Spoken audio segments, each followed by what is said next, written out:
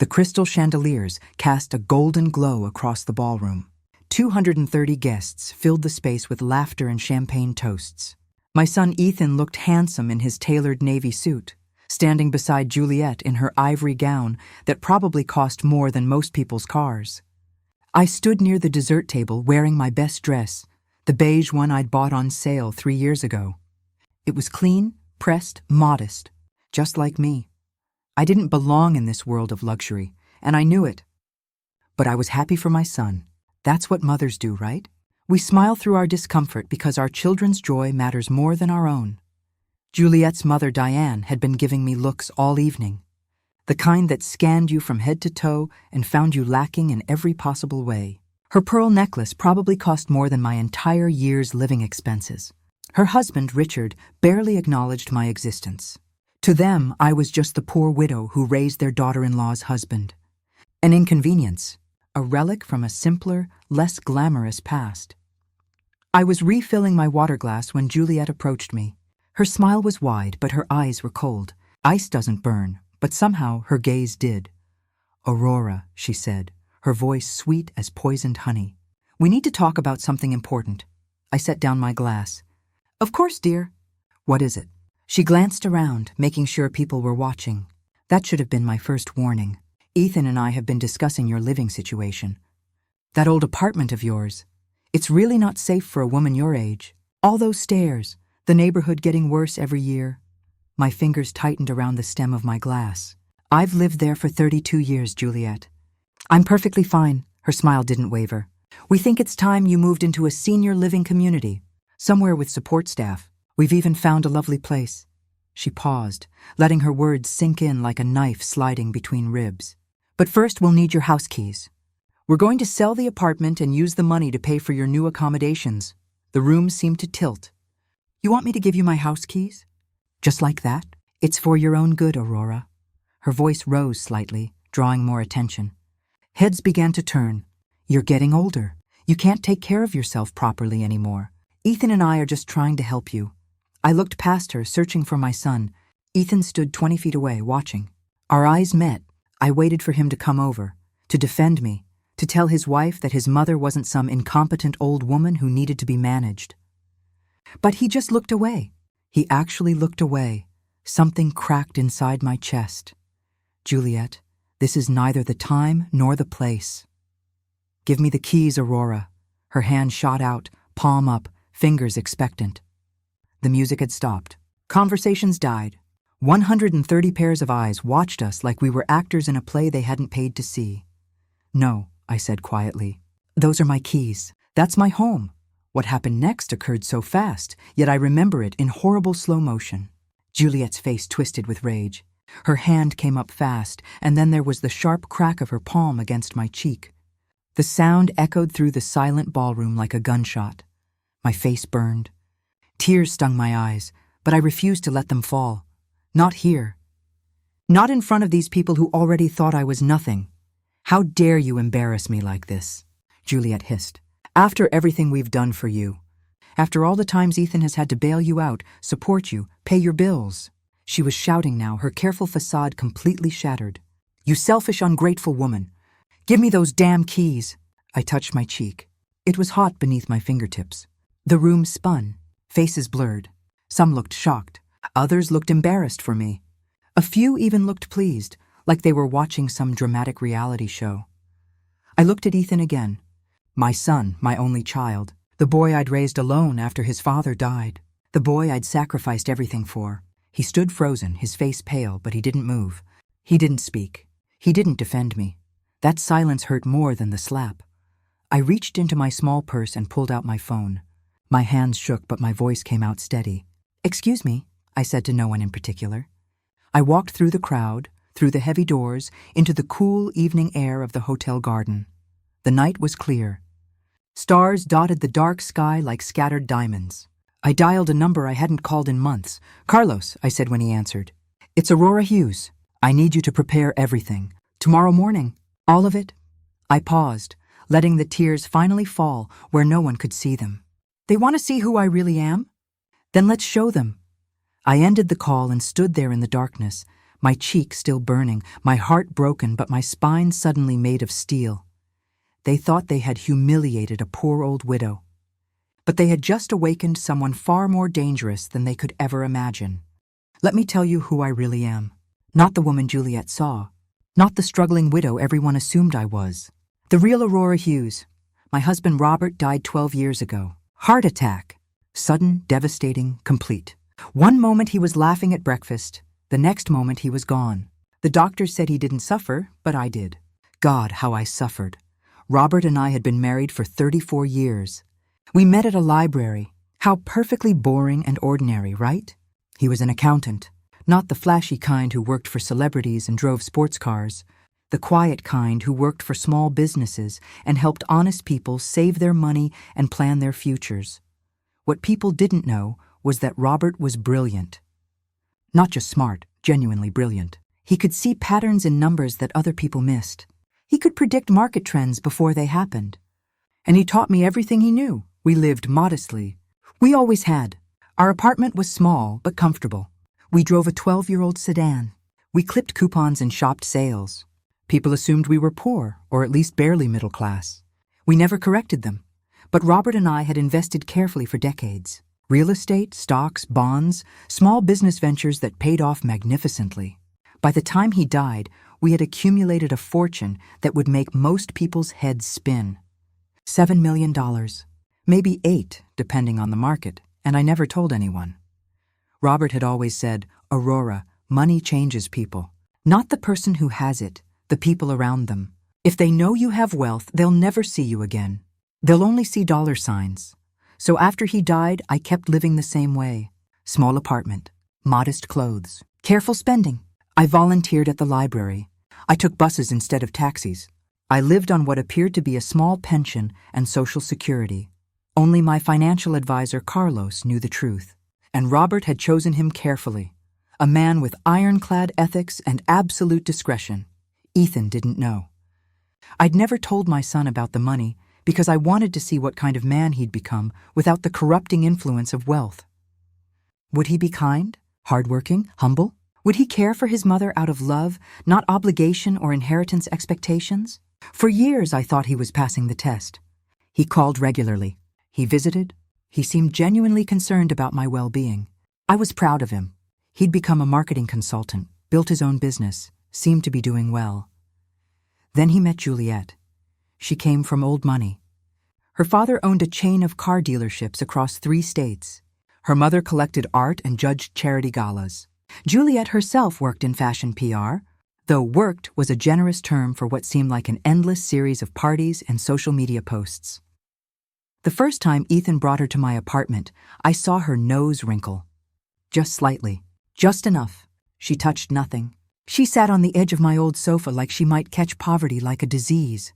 It's cozy, she'd said, her voice dripping with condescension, masked as politeness. Ethan had laughed nervously. Mom likes to keep things simple. She's always been that way. How admirable, Juliet had replied, but her eyes said something entirely different. They said, how pathetic. Over the next 2 years, I watched my son change. Slowly at first, then faster. He started talking about networking and building the right connections. His clothes got more expensive. His vocabulary changed. He started using words like optics and brand positioning when talking about his own life. And he started lying to me. Small lies at first. Sorry I can't visit this weekend, Mom. Big client meeting. But I'd see photos of him and Juliet at some resort on social media. Can't talk long, I'm swamped with work. But I'd hear laughter and music in the background. Then the lies got bigger. He started asking for money. Just a short-term loan, Mom. Cash flow issue with the business. I'll pay you back next month. I gave it to him. $5,000. Then another $5,000. Then 10. He never paid any of it back. He stopped mentioning it entirely, like the money had simply disappeared into thin air and I was too senile to remember. I kept records of every penny. I knew exactly what was happening, but I said nothing. I was still hoping he'd change, still hoping the son I raised was somewhere underneath this new persona. The worst part was watching him defend Juliet's cruelty. She'd make snide comments about my clothes, my apartment, my limited lifestyle. She'd suggest I was becoming forgetful, incompetent, a burden, and Ethan would just smile and nod. Sometimes he'd even join in, laughing at jokes made at my expense. "Mom, Juliet's just trying to help you," he'd say when I gently objected. "She knows about these things. Her family has resources. She's looking out for you," but I knew better. Juliet wasn't looking out for me. She was looking at my apartment, at the property value, at what she could extract from her husband's poor, pathetic mother before the old woman became too much of an embarrassment to their rising social status. I remember the night before the wedding. I'd lain awake in my small bed, staring at the ceiling. Robert's photo sat on the nightstand, his kind eyes looking out at me from behind glass. What should I do? I'd whispered to the empty room. "What would you do?" And I knew the answer. Robert would wait. He'd watch. He'd gather information. He'd let people show him who they really were. And then, when the time was right, he'd act. So that's what I did. I waited. I watched. I let them think I was just a poor old widow, barely scraping by, dependent on my successful son's occasional charity. They saw an old woman living on scraps, cutting coupons, taking the bus, wearing old clothes. But I was sitting on an empire they couldn't begin to imagine. And after that slap, after that public humiliation, after watching my son stand silent while his wife abused his mother in front of hundreds of people, the waiting was over. The first warning signs had come 3 months before the wedding. I was at Ethan's apartment, the sleek downtown loft that I secretly suspected I was helping pay for.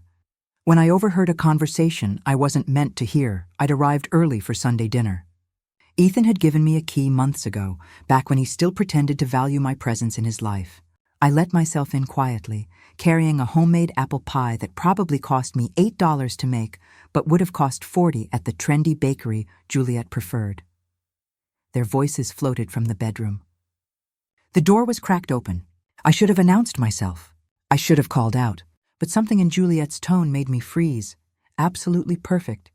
Once we get her to sign over the apartment, we can sell it and clear at least half our debts. My blood ran cold. Ethan's voice came next, weaker, uncertain. "Are you sure about this? It's my mother's home. She's lived there since I was a kid." "Ethan, baby, we've been over this." Juliet's voice was patient, like she was explaining something to a slow child. "Your mother is getting older. She can't maintain that place forever. What happens when she falls on those stairs?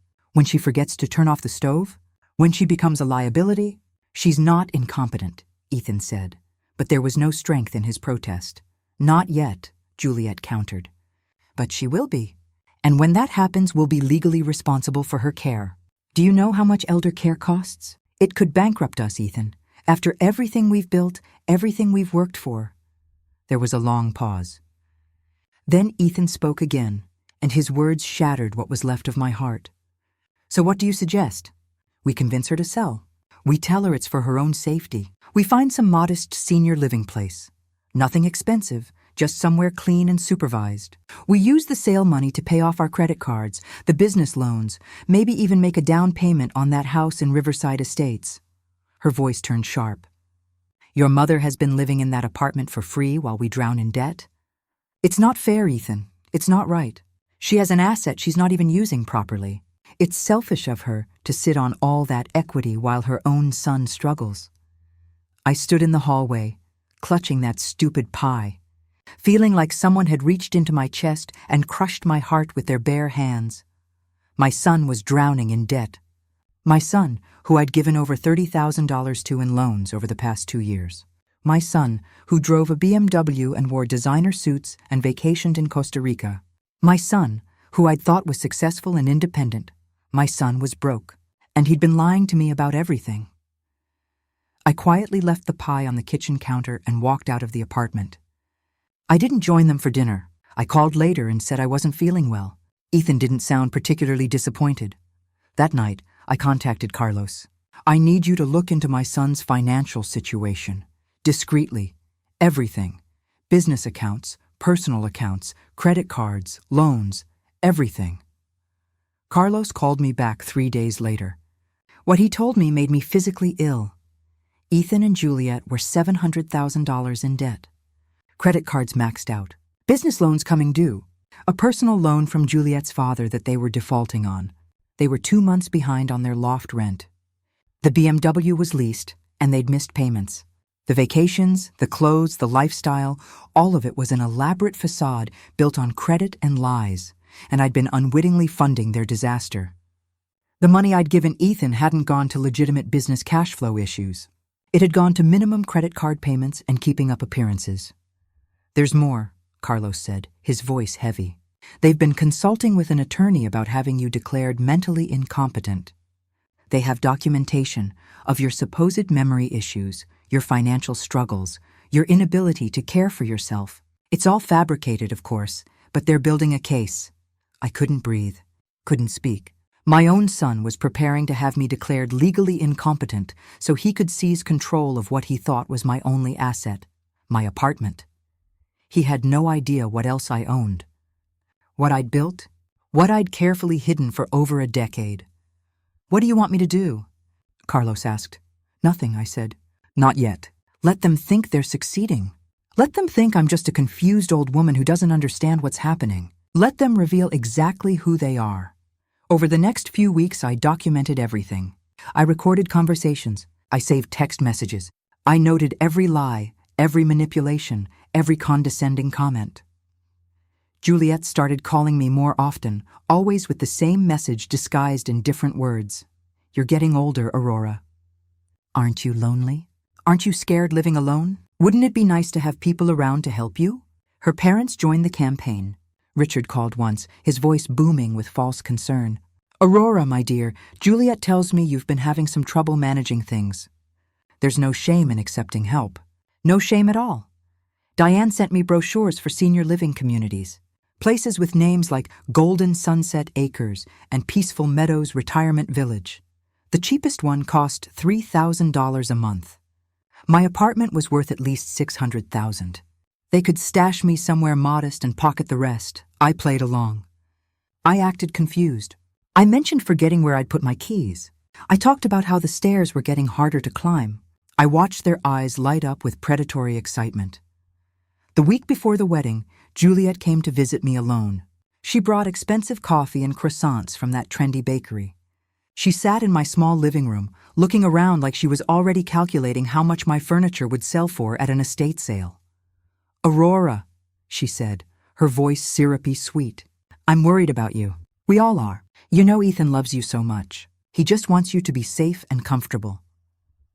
"I know, dear," I said, playing my part perfectly. "I'm very grateful for all your concern."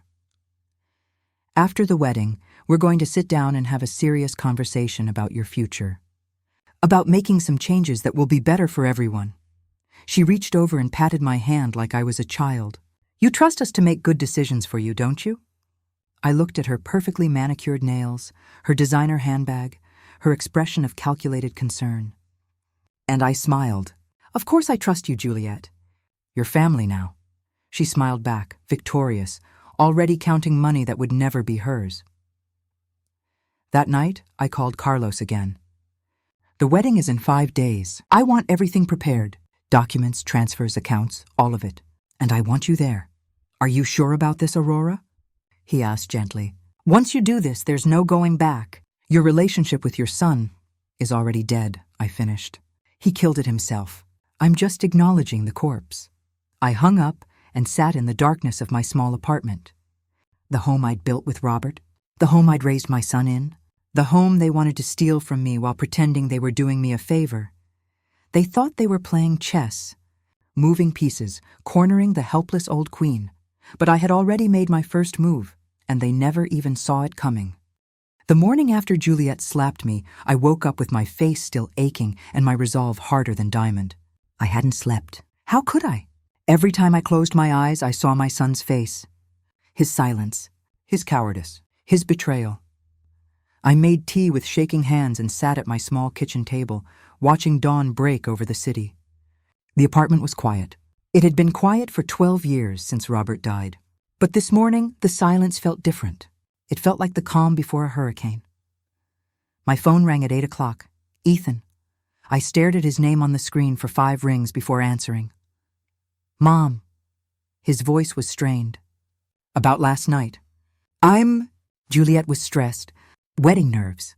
She meant every word, I said quietly. And you let her do it. Mom, please. Let's not make this bigger than it is. Juliet already feels terrible. She wants to apologize, does she? I asked. Or do you just want me to sweep this under the rug so everyone can pretend it didn't happen? There was a long pause. What do you want me to say?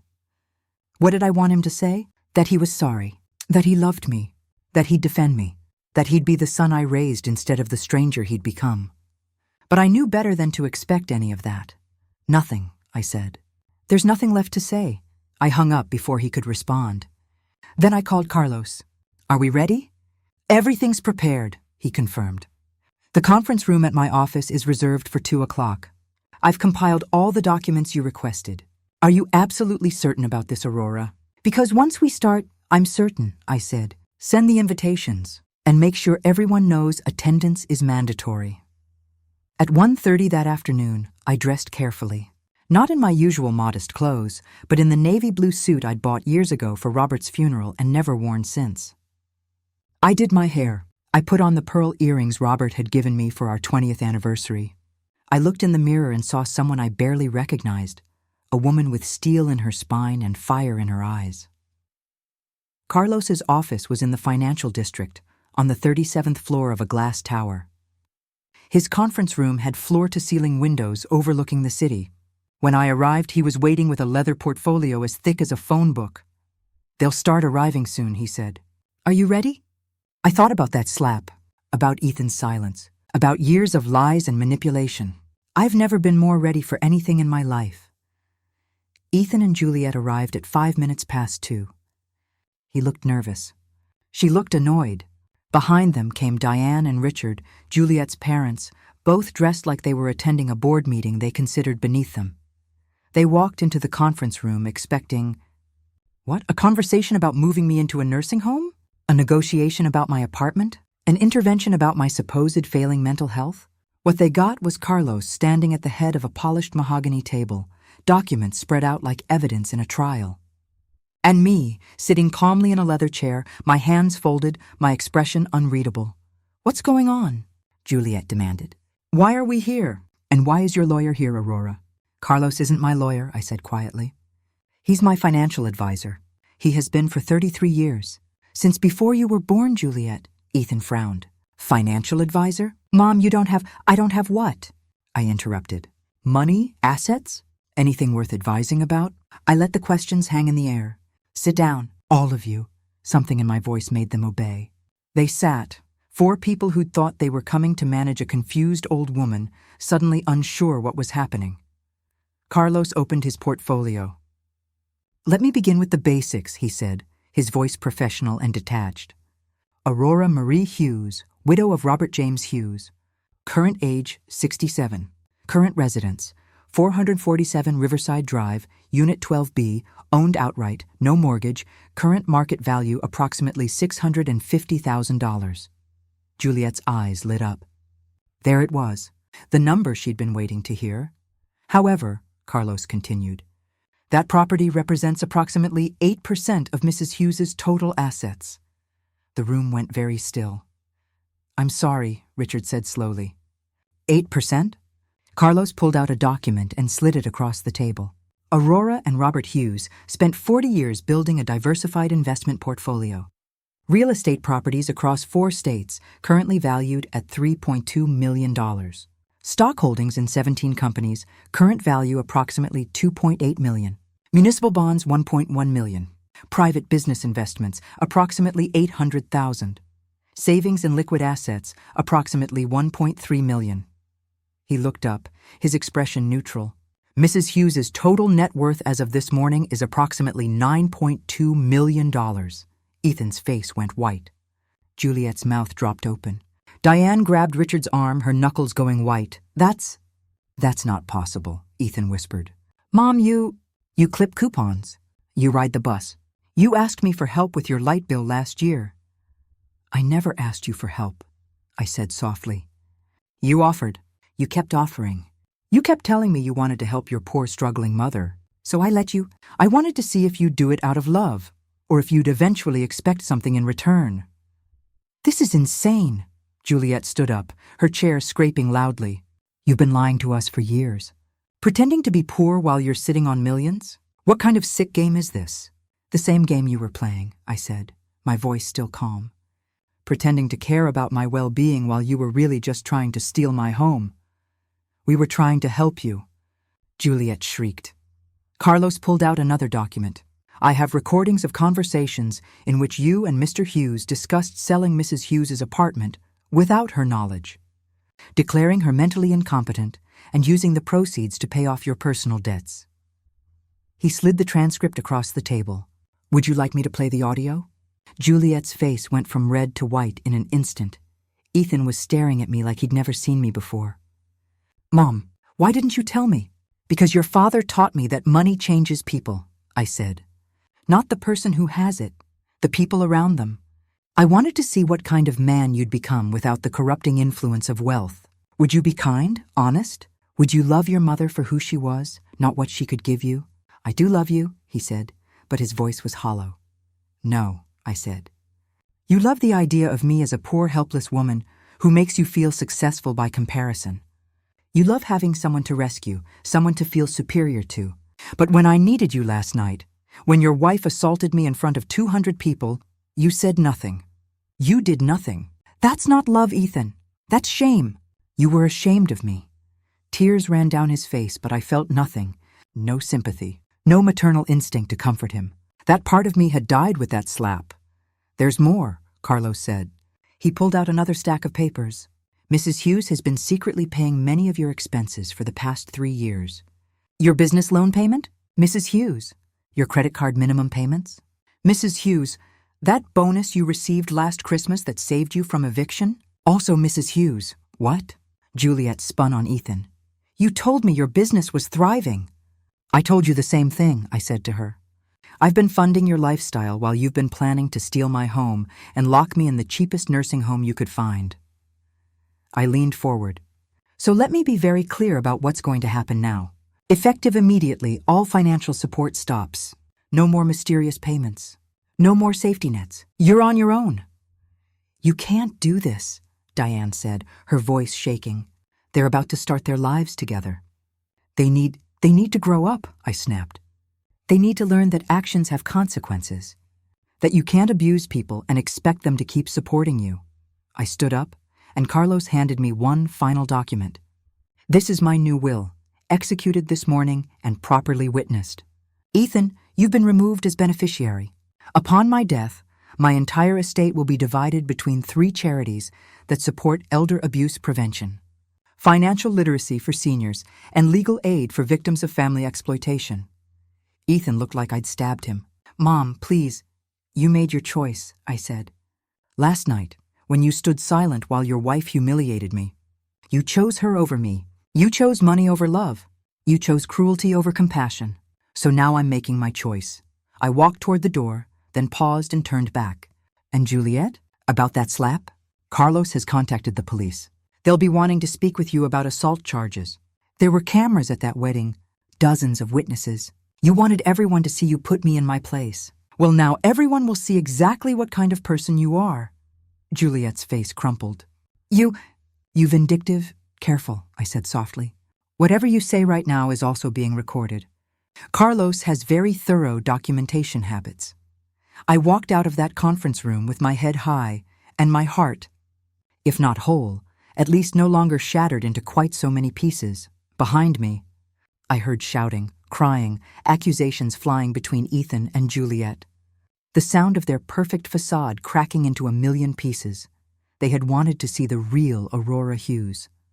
They'd thought breaking me would reveal weakness. Instead, it revealed steel. If they wanted to see who I really was, they were about to learn.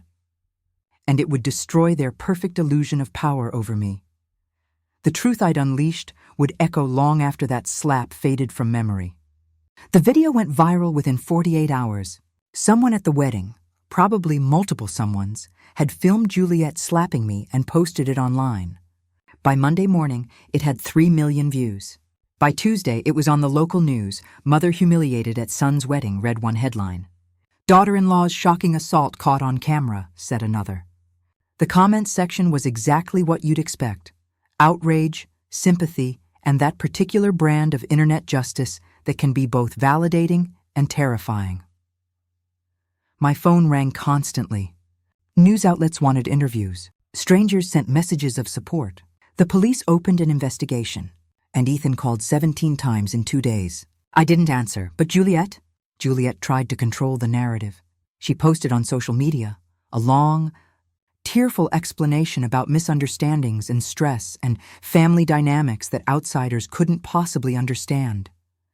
She painted herself as a concerned daughter-in-law, trying to help a stubborn, possibly senile old woman who refused to accept reality. Aurora has been struggling, she wrote.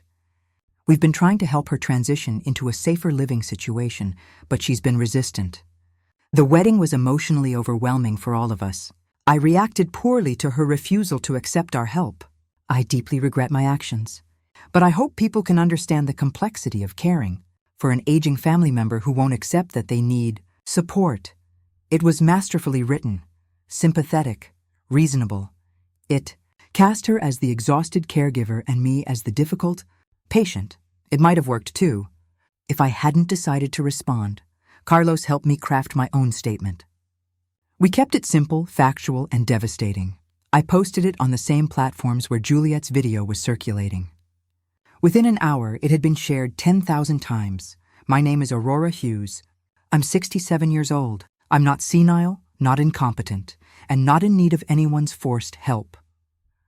What I am is financially independent, with assets that I built with my late husband over 40 years of careful planning. My son and daughter-in-law didn't know this because I chose to live modestly.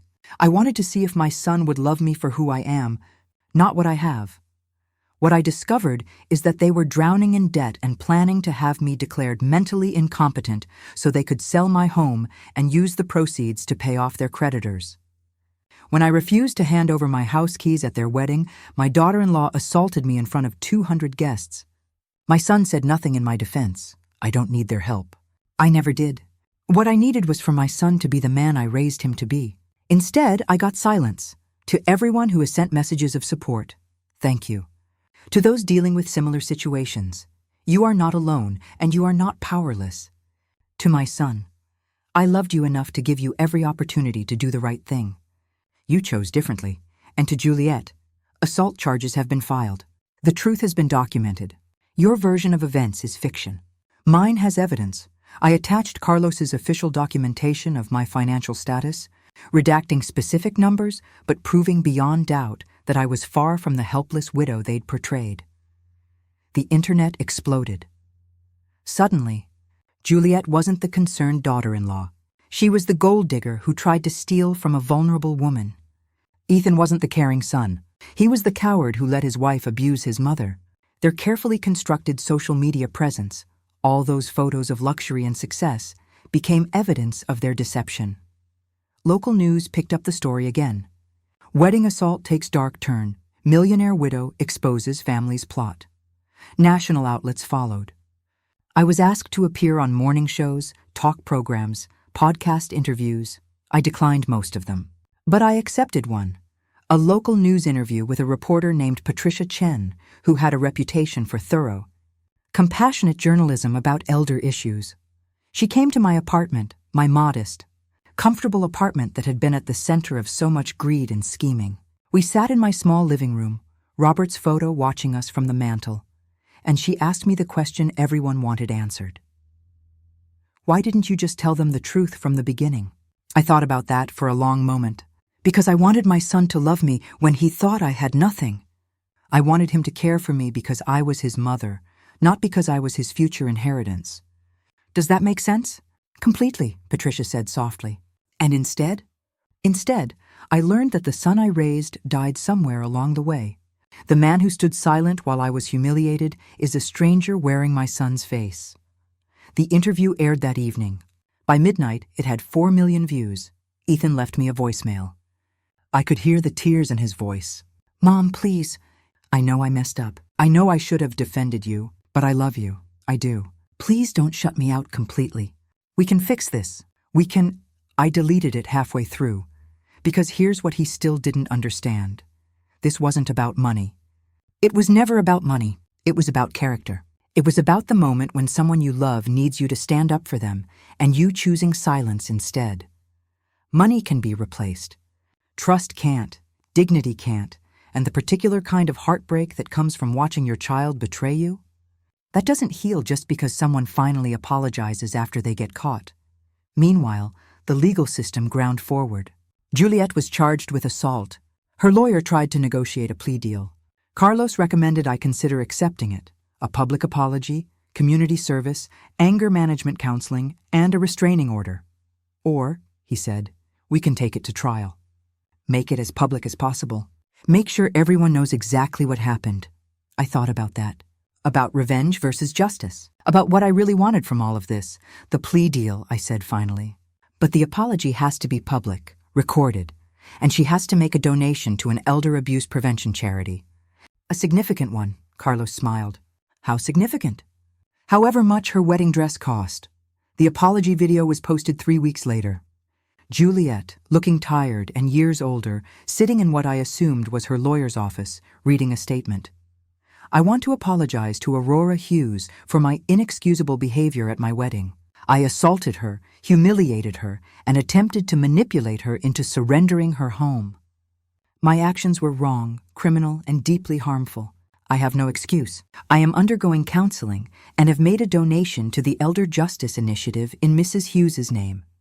I hope that someday she can forgive me, though I have no right to ask for that forgiveness. It wasn't heartfelt. It was legal damage control, but it was public, and it was permanent, and every time someone searched Juliet's name online, they'd find it. As for Ethan, I didn't hear from him for 6 weeks after the news interview. When he finally called, I answered. Mom, he said. Just that. Just my name, heavy with everything unsaid. I'm listening, I replied. I don't know how to fix this. You can't, I said. Not quickly, not easily, maybe not ever. Then what do I do? I closed my eyes. Robert's picture was in front of me. I could almost hear his voice telling me to give our son a chance. But Robert hadn't been there in that ballroom. He hadn't felt that slap. He hadn't seen Ethan's silence. You become the man you should have been, I said. Not for me, not for Juliet, for yourself. You figure out who you are without the lies and the pretense and the debt. You build a life based on honesty instead of appearances. And maybe in a few years, we can have a conversation about whether there's anything left between us worth salvaging. Are you saying there's a chance? His voice was desperate, hopeful. I'm saying I'm not making any promises, I said. You destroyed something precious, Ethan. You don't get to rush me into rebuilding it. I understand, he whispered. I hope you do, I said. And I hung up. The slap Juliet gave me echoed once in that ballroom.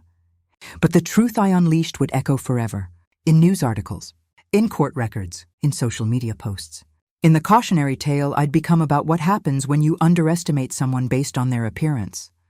They'd thought they were humiliating a powerless old woman. Instead, they'd discovered that power doesn't always look the way you expect. Sometimes it's quiet, modest, patient.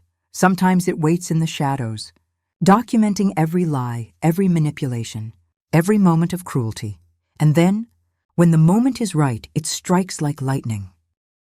3 months after the wedding, Ethan and Juliet's marriage was over.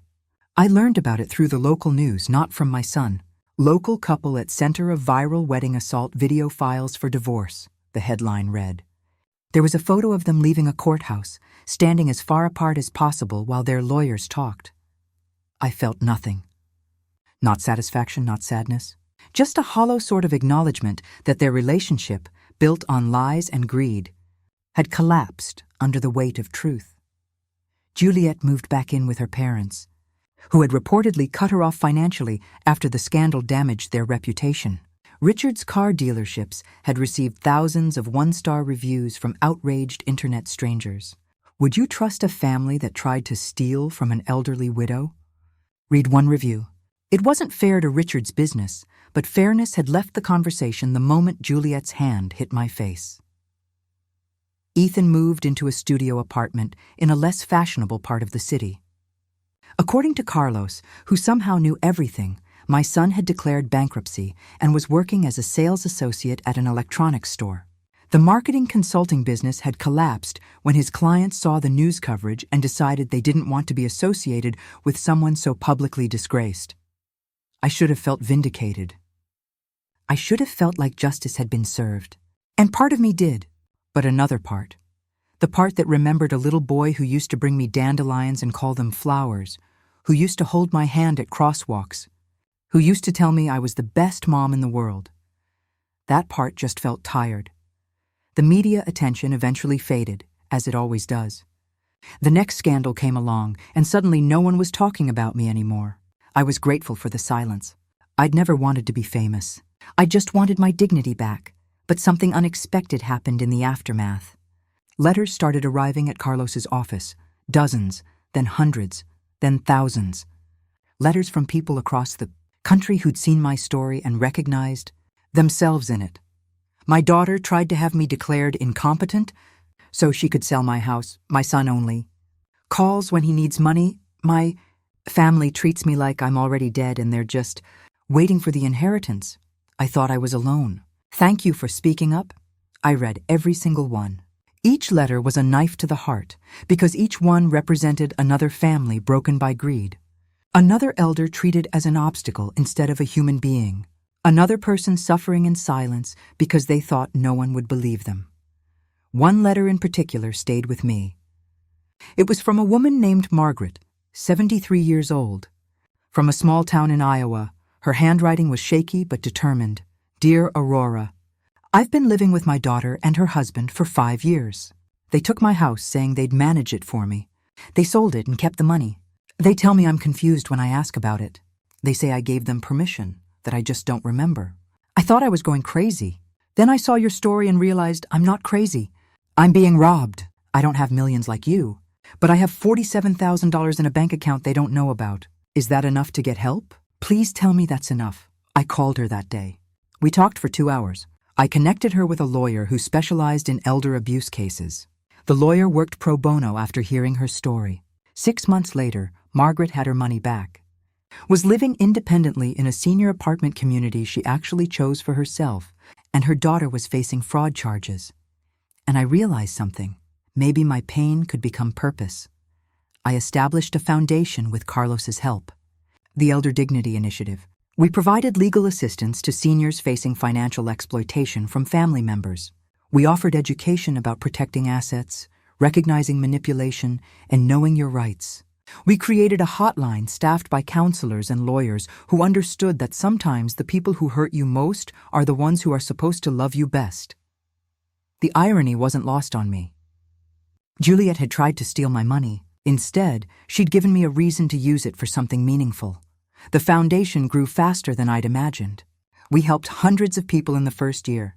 Media outlets that had covered my scandal now covered my foundation. I did interviews, wrote articles, spoke at conferences. I became a voice for people who'd been silenced by shame and family loyalty. Did Ethan know about the foundation? Probably, but he never contacted me about it. We hadn't spoken in over a year. Sometimes I'd see his number pop up on my phone and just stare at it until the call went to voicemail. I never listened to the messages. I wasn't ready? Maybe I'd never be ready. One afternoon, I was at the foundation office, a small space we'd rented downtown, with 3 staff members and a rotating crew of volunteer lawyers, when the door opened and a young woman walked in. She was maybe 30, dressed in jeans and a worn sweater, her eyes red from crying. "Can I help you?" I asked gently. "Are you Aurora Hughes?" she asked. "I am," she burst into tears. "I'm sorry, I saw your video, the one from the wedding, and I realized that what my family is doing to my grandmother is the same thing. They're telling her she's too old to live alone. They want her to sign over her house, and she believes them because she loves them, and she thinks they're trying to help. But I heard them talking about selling it and splitting the money, and my grandmother would have nowhere to go." I took her hand. "What's your name?" "Rebecca. Rebecca, your grandmother is very lucky to have you. Let me introduce you to someone who can help." We spent 3 hours with her that day. By the end, Rebecca had a plan. Her grandmother had legal protection, and another family scheme had been stopped before it could destroy an old woman's life. That night, I went home to my small apartment, the same apartment Juliet had tried to take from me, and I sat by the window watching the city lights. Robert's photo was beside me, as always. We did okay, didn't we? I whispered to his image. We built something good, and now it's helping people. The photo didn't answer, of course, but I felt a kind of peace I hadn't felt in years. Not because I'd gotten revenge on the people who hurt me, not because justice had been served in some cosmic sense, but because I'd taken my pain and turned it into something bigger than myself. They tried to destroy my sanity, my dignity, my peace. Instead, they'd given me a purpose that would outlive us all.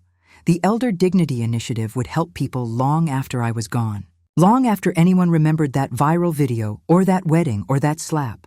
Some legacies are measured in money. Others are measured in lives changed. People helped. Voices amplified. Mine would be the latter. And that was worth more than any amount of money Juliet had ever tried to steal. It's been 5 years since that wedding. 5 years since that slap. 5 years since I stood in a garden and made a phone call that changed everything. The Elder Dignity Initiative is thriving. We've helped over 3,000 seniors protect themselves from family exploitation. We've expanded to 6 states. We've trained lawyers, counselors, and social workers. We've changed laws. We've given voice to people who thought they had none. I'm 72 now. My hair is completely gray. I still live in my small apartment, though I could afford something far grander. I still ride the bus sometimes, though I own a car. I still clip coupons out of habit, though I could buy the entire store. Because I learned something from all of this. Having money doesn't mean you have to spend it foolishly. Living modestly doesn't mean you're poor. And appearances are worth exactly nothing when you've lost your integrity. I think about Ethan sometimes. I wonder what kind of man he's become.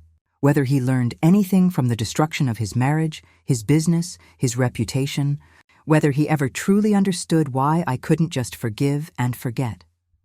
Last year, on my birthday, a card arrived in the mail. Inside was a simple note in handwriting I recognized instantly. Mom, I don't expect forgiveness. I don't deserve it, but I want you to know I'm trying to become the man you raised me to be. I'm working honestly, living within my means, and volunteering at a homeless shelter twice a week. I'm learning what really matters. I'm sorry it took losing everything, especially you, to figure that out. Happy birthday. I love you, Ethan. I kept the card. I didn't respond, but I kept it. Maybe someday there will be room in my life for a relationship with my son again. Maybe someday we'll sit down and have an honest conversation about what happened, what we both lost, and whether there's anything to rebuild. But that day isn't today. And I'm okay with that, because I've learned that setting boundaries isn't cruel, that protecting yourself isn't selfish, that you can love someone and still refuse to let them hurt you, that you can give someone every chance to do the right thing, and it's not your fault when they choose differently. I've learned that strength isn't always loud. Sometimes it's quiet, patient, strategic. Sometimes it's waiting and watching and documenting. Sometimes it's standing up after being knocked down and saying, no more. I've learned that your worth isn't determined by how others see you. That living modestly while having wealth isn't deception, it's freedom. That the best revenge isn't destruction, it's building something meaningful from the rubble of your pain. And I've learned that family isn't always blood. Sometimes it's the 3,000 strangers whose lives you've touched. Sometimes it's the woman in Iowa who calls you every Christmas to thank you. Sometimes it's the volunteer lawyers who work for free because they believe in what you're building. Sometimes family is choosing yourself when everyone else has chosen to betray you. I look at Robert's photo every morning, and I think he'd be proud. Not because I destroyed our son's life. I don't think he'd celebrate that. But because I stood up for myself, because I turned pain into purpose, because I proved that you're never too old, never too quiet, never too modest to be powerful when you need to be. They took my peace once. On a night when crystal chandeliers glittered and champagne flowed and a slap echoed through a silent ballroom. But I turned that stolen peace into a purpose that will outlive us all, into a foundation that protects people who can't protect themselves, into proof that dignity isn't given by others, it's claimed by yourself. So if you're listening to my story from wherever you are, whatever city, whatever circumstance, remember this. You are not powerless. You are not alone. And you are never too old, too poor, or too scared to stand up for yourself. It might cost you relationships. It might cost you family. It might mean walking away from people you love. But some things are worth the cost. Your dignity is one of them. Did you like my story? Which city are you listening from? I hope it reminded you that strength comes in many forms, and justice, while sometimes slow, eventually finds its way. Thank you for listening.